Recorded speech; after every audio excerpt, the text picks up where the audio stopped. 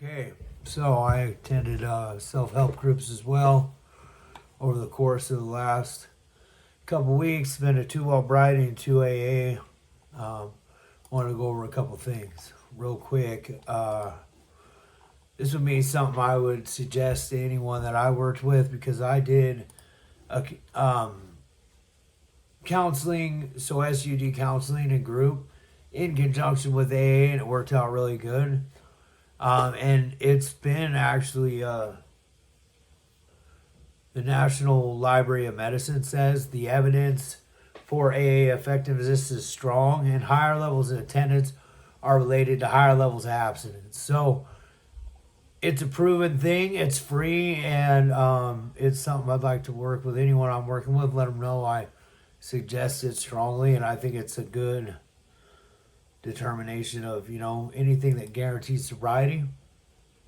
And another thing the National Library of Medicine says is that working the steps are predictive of sustained abstinence over 1 year. So people who work the steps not just went to meetings, but they also said that they actually did a study over the course of a year, and every meeting attended there was a subsequent gain of 2 days abstinence.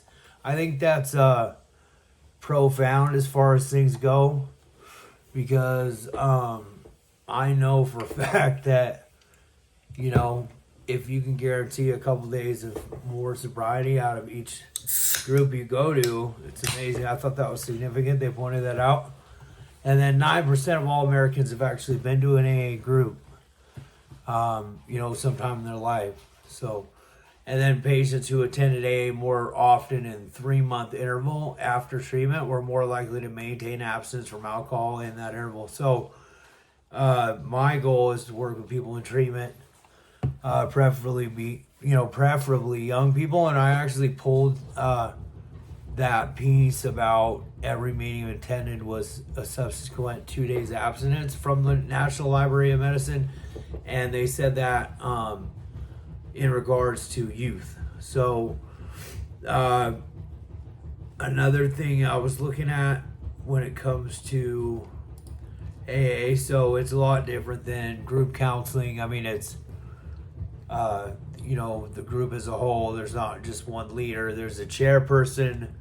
They're usually around the course of an hour, and it's the open group. So you have your open group, like I went to an AA open meeting, which means it's open to share. There's no and people can come. They're pretty strict about terminology, not so much around here anymore, but it used to be really bad as far as saying addict or alcoholic. People say it's a singleness of purpose, but I'm pretty well read on the AA book, and I understand that there's a lot of people, even in the stories, that were dealing with addiction to drugs. So, here I was reading a journal regarding outcome research on 12-step and other self-help groups, and so participation in self-help groups in the outcome. So it says patients who attended AA more often in each 3-month interval after treatment were more likely to maintain abstinence from alcohol in that interval. So people 3 months out of treatment, and with my suggestion again is to work with your SUD group, and then also your self-help group as well, whether it be AA, NA, CA. There's a bunch of A's or Albrighty.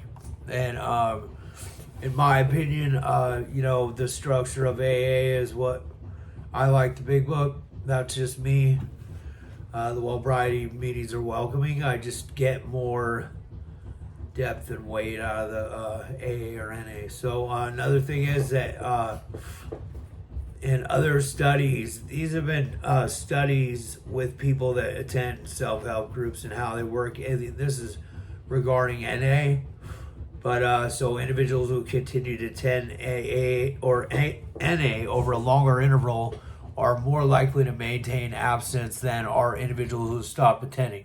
So attendance is indicative of some sobriety, and so yeah, I mean, this is something I'm going to recommend, and I already knew I would, but this just reinforces the belief, because when people who go into meetings aren't normally using, that's just the way it works. It's a powerful program. I know they are. So, real quick. So, people who participate in 12 steps, there's a link to people who, all right, so basically the link between self-help groups and treatment. Individuals participate in both treatment and self-help groups. In general, these two sources of help appear to strengthen or bolster each other. For example, compared with help-seeking individuals who initially entered AA, individuals who enter both treatment and AA participate in AA as much or more in the subsequent 15 years. So individuals who stayed in treatment longer than the first year and the self-help groups actually stayed sober for long periods of time. And there's a link that individuals who participate in 12-step, they're also introduced to that 12-step philosophy. So the best treatment centers I've been to based their curriculum on the 12 steps, and you had done up to usually the third or fourth step before he left. So I'm 100% on board with it, and I'm all about it, and it's definitely something